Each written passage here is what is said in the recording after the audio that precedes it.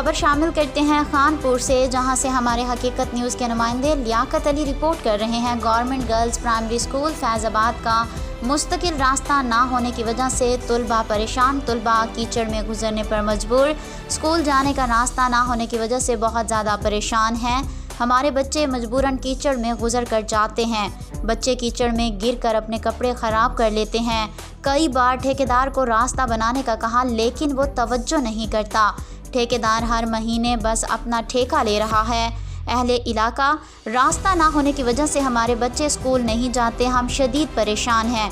Teacher भी बच्चों पर तवज्जो नहीं करती। यहाँ पर स्कूल तो बना दिया है, लेकिन इंतज़ामिया इस तरफ कभी विज़िट करने नहीं आई। हम एजुकेशन के तमाम आला अफसरान से गुजारिश करते हैं कि इस तरफ तवज्जो करें। अहले इलाका।